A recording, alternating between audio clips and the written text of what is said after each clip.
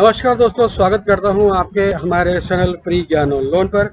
जैसा कि आप जानते हैं, हमारे इस चैनल पर होम लोन और लोन से संबंधित सभी प्रकार की जानकारियां मैं आपको समय समय पर उपलब्ध कराता रहता हूं और साथ ही साथ लोन से संबंधित नित्य नए प्रकार के जो फ्रॉड होते रहते हैं उस बारे में भी आपको मैं सावधान करता रहता हूं। फिलहाल आज का जो टॉपिक है वो है होम लोन पर, कि होम लोन कितने प्रकार का होता है और हर एक होम लोन पर क्या गवर्नमेंट की तरफ से सब्सिडी मिलती है या इनकम टैक्स में कितनी छूट मिलती है या नहीं मिलती है, इसी बारे में हम यहाँ पर बात करेंगे। वैसे मेजर तौर पर अगर देखा जाए तो होम लोन 7 से 8 प्रकार का होता है। इसके कौन कौन से टाइप्स हैं इसके बारे में आज हम यहाँ पर बात करेंगे। लेकिन आगे बढ़ने से पहले आप हमारे इस चैनल को सब्सक्राइब, लाइक करना ना भूलिएगा। चलिए आगे बढ़ते हैं।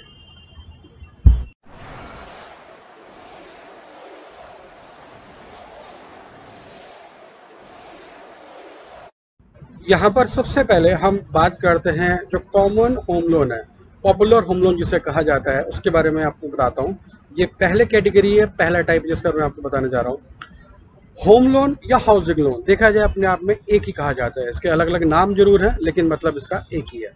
अब होम लोन से मतलब होता है कि आप कोई ऐसी प्रॉपर्टी खरीदने जा रहे हैं जो कि आप अपने रहने के लिए देख रहे हैं। आप अपने रहने के लिए या उसको किराए पर चढ़ाने के लिए एक अलग बात है, लेकिन उसका जो पर्पस है वो एक रेजिडेंशियल की कैटेगरी में ही आती है, यानी कि आप उसको व्यावसायिक यूज नहीं कर सकते हैं, मतलब आपके सिर्फ रहने के लिए है।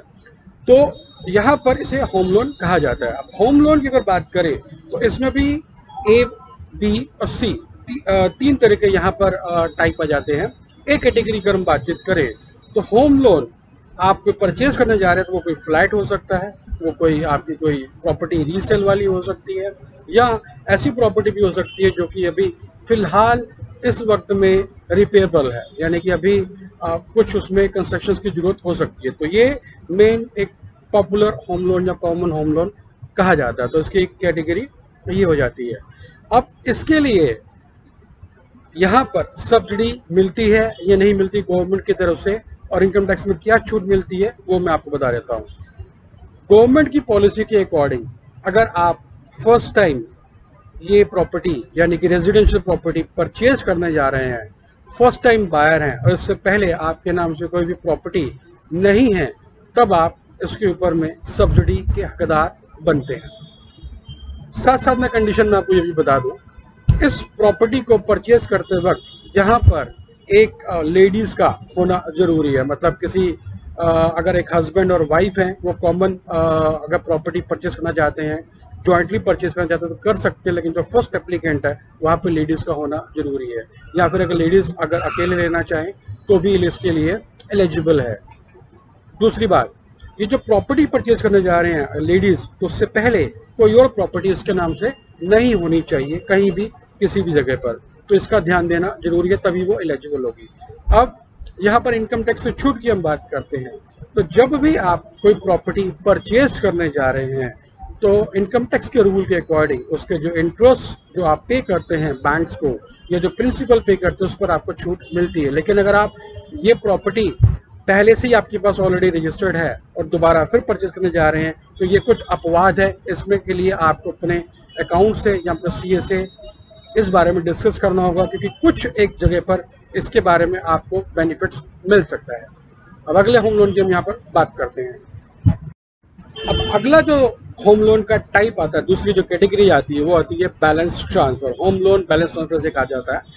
बैलेंस ट्रांसफर से मतलब ये है कि आपने ऑलरेडी किसी बैंक से या हाउसिंग फाइनेंस कंपनी से आपने लोन लिया हुआ है और किसी वजह से, जल्दबाजी के कारण या किसी और रीज़न से आपने वहाँ से लोन ले लिया, लेकिन आपको लगता है कि अब यहाँ पर रेट ऑफ इंटरेस्ट समय के साथ धीरे धीरे बढ़ता चला जा रहा है और इंटरेस्ट रेट आपको इस वक्त कहीं पर संभाल पाना मुश्किल हो रहा है, ईएमआई को आप कम करना चाहते हैं। और इसके अलावा अगर आप सोचते हैं कि आपके पॉकेट में कुछ और पैसा आ जाए जिससे आप अपने किसी और दूसरी ज़रूरतें पूरी कर पाएँ, तो उसे भी देखा जा सकता है। तो इस कैटेगरी को हम कहते हैं home loan plus balance transfer. इसको कैसे किया जाता है, मैं इसका प्रोसीजर एक दूसरे वीडियो में ऑलरेडी बता चुका हूँ। फिर भी अगर आप जानना चाहें तो अपने कमेंट्स के थ्रू आप पूछिए, तो मैं आपको वो भी इस बारे में आपको जवाब देता रहूँगा। तो ये थी दूसरी कैटेगरी। अब चलते हैं हम तीसरी कैटेगरी की ओर। अब तीसरी कैटेगरी अगर बात करें तो ये होम लोन होता है फॉर प्लॉट परचेज, यानी कि अगर आप कोई प्रॉपर्टी परचेज कर रहे हैं, प्रॉपर्टी से मेरा मतलब वो एक प्लॉट है, तो उसके लिए भी लोन दिया जाता है। हालांकि इसके लिए अलग अलग टर्म्स एंड कंडीशंस हैं, हर बैंक्स की या एक एनबीएफसी की, हाउसिंग फाइनेंस कंपनी के अलग अलग टर्म्स हैं, क्योंकि प्लॉट परचेज सिर्फ करने के लिए सिर्फ कुछ ही हाउसिंग ऐसी कंपनीज हैं जो इसके लिए आपको अलाउ करती हैं। अदरवाइज अगर आप बैंक की तरफ जाते हैं, मल्टीनेशनल बैंक की तरफ या आप गवर्नमेंट बैंक की तरफ जाते हैं, तो वहाँ पर ये क्लॉज आ जाता है कि सिर्फ प्लॉट परचेज करने के लिए लोन नहीं दिया जा सकता। आप प्लॉट के साथ कंस्ट्रक्शन लेना चाहें, कंस्ट्रक्शन लोन, तब ये अलाउ किया जा सकता है। तो ये भी एक कैटेगरी है जिसे हम कहते हैं home loan for plot purchase. इसके क्या रेट ऑफ इंटरेस्ट है और इसके लिए क्या फॉर्मेलिटीज़ हैं, इसका वीडियो अलग से बनाया हुआ जिसे आप हमारे चैनल पर जाकर आप देख सकते हैं। अब नेक्स्ट कैटेगरी की तरफ हम आगे बढ़ते हैं। अब इस कैटेगरी में हम यहाँ पर बात कर रहे हैं होम लोन फॉर कंस्ट्रक्शंस। तो फॉर कंस्ट्रक्शन से मतलब है कि नेचुरली बात है कि आपकी कोई प्रॉपर्टी है, आपका कोई प्लॉट है जिसके ऊपर आप अपना फ्लोर या मकान या कुछ भी कहें आप इसे बनाना चाहते हैं। अब इस प्रॉपर्टी पर अगर आप अपने अकॉर्डिंग कोई रूम बनाना चाहते हैं, फ्लोर बनाना चाहते हैं या सेकंड फ्लोर की बिल्डिंग बनाना चाहते हैं, जिसके लिए आपको किसी आर्किटेक्ट से आपको बात करनी होगी, आर्किटेक्ट से आपको एस्टीमेट लेना होगा। वो एस्टीमेट आपको बेसिकली बैंक में सबमिट करना होगा, जिसमें एग्जांपल के तौर पर अगर आपका यहाँ पर बनता है एक बजट 20 लाख रुपए का, जिसमें आपने 2 फ्लोर की यहाँ पर बात हो रही है, 50 गज का प्लॉट है, 100 गज का प्लॉट है, मैं ये बात नहीं कर रहा हूँ, तो फिलहाल एक जनरली बात कर रहा हूँ। तो जितना भी एस्टीमेट दिया जाता है, उस एस्टीमेट की अगर बात करें तो वो वहाँ पर 50 to 75% तक फाइनेंस करता है बैंक्स, अलग अलग कैटेगरीज के हिसाब से। मतलब आपका प्रोफाइल क्या है, आप किस बैंक को अप्रोच कर रहे हैं, ये बातें उसके ऊपर डिपेंड करती हैं। कुछ वीडियो में मैंने इसके बारे में डिटेलिंग दे रखी है, आप उस वहाँ पर जाकर आप देख सकते हैं। अब नेक्स्ट कैटेगरी हम यहाँ पर बात करते हैं। इस कैटेगरी में हम यहाँ पर बात करेंगे होम लोन फॉर एक्सपेंशन या एक्सटेंशन, यानी कि आपके पास ऑलरेडी एक प्रॉपर्टी है जिसमें आप रह रहे हैं, लेकिन आप ये चाहते हैं कि अगर आप उसमें एक रूम बढ़ाने के बारे में आप सोच रहे हैं, आप कुछ बालकनी के बढ़ाने के बारे में सोच रहे हैं या उसको एक्सटेंड करना चाह रहे हैं, तो ये इस कैटेगरी पर यहाँ पर आता है। तो ये होता है होम लोन फॉर एक्सटेंशन या एक्सपेंशन। मतलब अगर आप चाहें तो अपने रूम को बढ़ाने के लिए या आप उनको फ्लोर भी ऐड करना चाहें तो उसमें आप कर सकते हैं। तो इसकी कैटेगरीज ये रहती है। अब नेक्स्ट कैटेगरी पर हम पहुंचते हैं। इस कैटेगरी में हम बात करेंगे होम लोन फॉर रेनोवेशन, यानी कि आप रेनोवेशन की बात कर रहे हैं, फर्नीचर फिक्सिंग की बात कर रहे हैं, तो उसके लिए होम लोन के लिए आप अप्लाई करना चाहते हैं, तो उसकी कैटेगरी होती है होम लोन फॉर रेनोवेशन या फर्नीचर फिक्सिंग।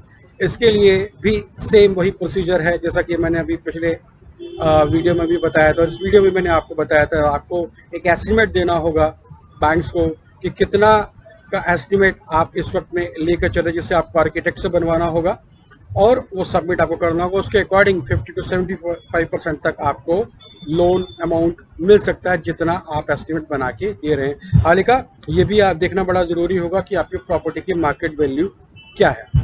अब रेनोवेशन की हम यहाँ पर बात कर रहे हैं। रेनोवेशन से मतलब होता है कि अगर आपकी प्रॉपर्टी जिसमें आप रह रहे हैं, आप उसके में कुछ रिपेयर कराना चाहते हैं या कुछ इंटीरियर डेकोरेशन का काम कराना चाहते हैं, तो बेसिकली ये इस कैटेगरी में आता है। रेट ऑफ इंटरेस्ट क्या रहेगा, क्या फॉर्मेलिटीज़ रहेगी, वो दूसरे वीडियो में ऑलरेडी मैं बता चुका हूँ, जहाँ पर आप जाकर देख सकते हैं।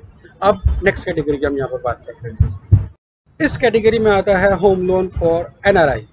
तो एनआरआई के लिए भी होम लोन दिया जा सकता है, हालांकि उसमें कुछ टर्म्स एंड कंडीशंस हैं, जिसमें सबसे ज़रूरी शर्त ये है कि आप इस इंडिया में किसी न किसी तरह से आप जुड़े हों, और इस तरह से जुड़े हों कि आपके कुछ रिलेटिव या आपकी ऑलरेडी प्रॉपर्टी इंडिया में होना ज़रूरी है, तभी आप इस होम लोन के लिए अप्लाई कर सकते हैं। ये एक मेजर टर्म्स एंड कंडीशंस है बैंक की और हाउसिंग फाइनेंस कंपनी की। तो मेजर ये एक लास्ट था जिसके बारे में मैंने आपको बताया।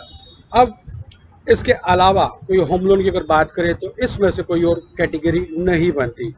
कुल मिलाकर जितने भी कैटेगरीज बनती हैं उसमें कितनी कैटेगरीज के बीच में क्या रेट ऑफ इंटरेस्ट है और क्या प्रॉपर्टी की मार्केट वैल्यू के अकॉर्डिंग आपको लोन अमाउंट फाइनेंस किया जाएगा, इस बारे में अलग अलग टर्म्स रहती हैं बैंक्स की, मल्टीनेशनल बैंक्स की और हाउसिंग फाइनेंस कंपनी की, सबकी अलग अलग है।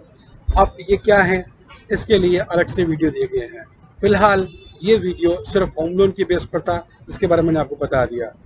आज का चैप्टर यहीं पर ख़त्म करता हूं। आपसे आशा है कि आपको वीडियो पसंद आया होगा, और अगर आपको पसंद आ रहा है तो अपने कमेंट्स के थ्रू आप मुझसे बात करें और इसको लाइक करें और सब्सक्राइब करना भी ना भूलें। धन्यवाद दोस्तों।